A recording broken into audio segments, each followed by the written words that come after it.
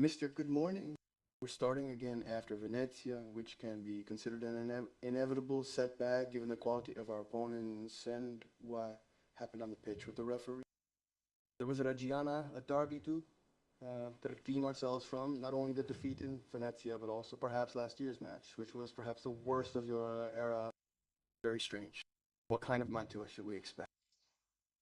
No, I hope to see a proactive Mantua. Clearly, we have dissected the past game with Venezia, and I partially corroborate what Postar stated previously. We saw in that game that Venezia was a better team. Absolutely. Still, I think our performance was really solid. We certainly weren't lacking in courage, but their sheer power, their formidable strength, and their powerful physical impact on the game of us. Thus, we performed some checks to safeguard ourselves. And in reality, this worked against us in the end.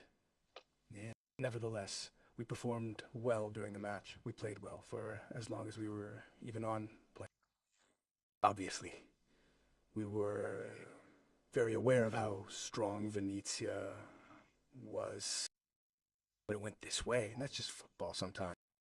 The important thing is what must not change, the confidence that was there before that match and the confidence that is there that you breathe every day in the locker room and on the pitch. We therefore have an important game, a really important game for us, for many reasons, for the league table, for getting back to winning. It's crucial for the fans, and of course, even with a strong turnout last year, I think the Reggiana game, as you rightly said, was undeniably the worst performance during my time as Mantova's coach. There were a number of factors that contributed to our poor performance, and it unfortunately coincides with a similar period last year. After our match against Spezia, we had a truly remarkable game against an incredibly strong opponent. We unfortunately endured some questionable refereeing decisions resulting in a final draw, and I sincerely hope that we won't have to win again. But we are preparing well, very well, and let's see. The idea is to play the game, try to play it as we interpreted the last ones, including the one against Venezia, and knowing that we are playing at home and therefore we must push. Among the victims of Venezia were Bani, and above all Radelli for the blow, let's say, that he took for the disqualification. And two elements that are still important for the Mantova defense. You already know a bit how to remedy the situation, how to fall back on the situation. On one side, there will certainly be Zarojoni. On the other, if you have seen an alternation between Fidel or Mullen usually, or if you have already... I know I have doubts. There are some reservations on my part since I have several players who are well suited to fill that role. It's true that they don't have the same qualities as Benir and Ellie, but they offer the advantage of reliability. They consistently practice that position, execute it proficiently during training, and have proven their effectiveness in actual matches. Consequently, I'm undertaking a comprehensive assessment of a great many factors, including the mental and psychological dynamics of the upcoming match, the nature of our opponents and their individual characteristics. To allow for this thorough analysis, I need a further 24 hours to make my final determination. Of course, in that role, I have some doubts. Let's see now. Yes, in the meantime, December is starting, right? Yes, because it was November, still in Venice. We have these 4 games until the break. Is clear that, well, it's always been your philosophy. I think it's also that of basically taking one game at a time. And so it's useless to make tables and all that, but it's normal that the idea is obviously to get to the break with, let's say, the highest number of points, and then the Roger question mark is the transfer market. That is to say, to talk about it from now until the break. Yes, the talk now, the break, it's clear that I have thoughts. It's normal because as much as we, let's say it's the last game that we're working like this, we're interpreting our work like this, we're doing it well for that very reason, because in any case we try not to take anything away, not to omit anything from the performance, from all the things we do, so we give it our all, and this is also evidenced by the fact that I had a player on a yellow card, and I could, in theory, leave them out, but for me the important thing was to play in Venice, and I didn't want to start off defeated, so I tried to field the best formation. My current focus, of course, is completely on tomorrow's match. But however, my thinking extends to our next 4 games as well. We must strive for optimal performance in these crucial matches to ensure a strong position by the January transfer window. While we anticipate some adjustments in January, the decisions we make will invariably be shaped by how we perform in these initial 4 games. This will necessitate a careful assessment of each player's contribution. Each player must consistently demonstrate the commitment and quality that have become hallmarks of their daily efforts. The goal is simple: secure valuable points through consistent, strong play. Therefore, our evaluations are based entirely on what we observe during training sessions and in actual matches. This meticulous approach can inform decisions about the team's future. It's a continuous process of assessment and adaptation, ensuring we're always striving to reach our full potential. Our decisions are made using objective data and careful, considered analysis. And it's clear that we have to look at the standings, and the standings also give you some indications at what point if we try to understand how to intervene in the transfer market. I, however, am content with the team I have now, something I've always stated, and I never will tire of emphasizing. It's a squad, in my opinion, that is well suited to the demands of Serie B, and one that boasts players of real quality. Within our squad, some players have the potential to perform even better than their current level. Conversely, there are others who are already delivering exceptionally strong results, but are perhaps not fully maximizing their potential. Despite this, I remain firmly convinced that this team is highly competitive and possesses the necessary attributes to achieve our defined objective. Then it is clear that at the end of these 4 games, we will make assessments with the club. We will try to understand how and if to intervene. How do you see, Reggiana, what kind of opponent they are? How should they be faced? What are their strengths and perhaps their weaknesses? Yeah. And then, personal curiosity, did you pull Rada these years because perhaps you went too far with the protests? The Queen, in my estimation, is a team that's going to be a real thorn in our side, a team that's difficult to play against. My prediction is based on a thorough analysis of their matches, a careful evaluation of their performance, and a detailed examination of their statistics. What stands out is their ability to consistently capitalize on opportunity. This isn't a matter of luck, though. It's the result of a calculated approach that allows them to create advantageous situations.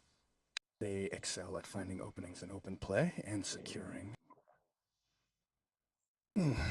not easy, but certainly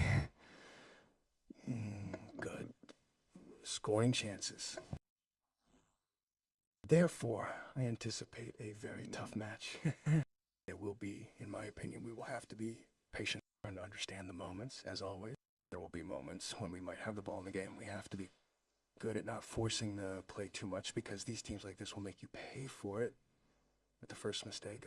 So we have to be careful. I think it's crucial to bring a high level of focus, intellect, and dedication, along with strong physical attributes. I believe, however, that my players already possess these qualities in abundance. So I hope they use a lot of attention. As for REGGIANA, I'm the last one who should speak, because in these 2 years, except for this year when I'm being good, I've always done worse than him, sometimes with reactions towards the referees. I incurred suspensions. I provided Massolini with the opportunity to lead the team, therefore I should be the last one to speak. It's clear that, well, there's no point in me saying one thing. He's feeling bad right now. He's feeling bad because he has to miss 3 games. He understands how deeply this young man cares about the game. Therefore, the suspension he's received serves as a valuable learning experience. Being off the field for 3 weeks, training as usual, but without the focus of a game, will undoubtedly be quite challenging. I also know Nicolao personally, and I appreciate how much he cares about this. He's a very invested player, as I've mentioned, so I couldn't even begin to fault him. His reaction was simply that of a young man who felt, in a sense, guilty for what happened. But let's be realistic. What transpired wasn't Halley's fault. These kind of events are unfortunately common in fast-paced football. I'm very sorry, and I think the disqualification is already a good experience for him to understand that these things, in the end, come back in stages. Not that the referee, once he has decided. Because of the heavy burden accumulated at the beginning of the season, at least up until the match with Catanzaro.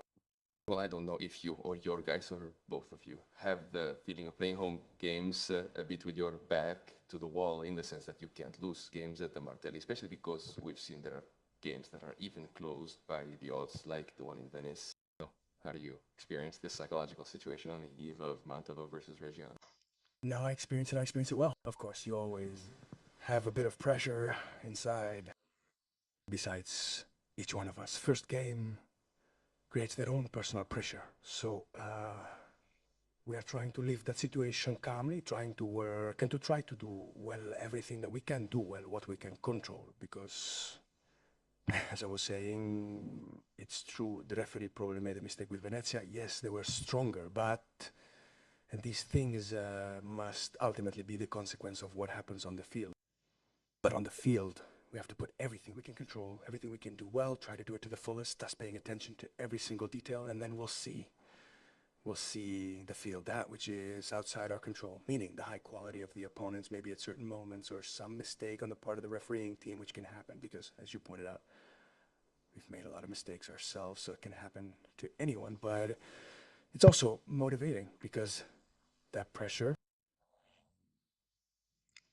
gives you a little push to keep going, because you know that, in any case, these are important opportunities.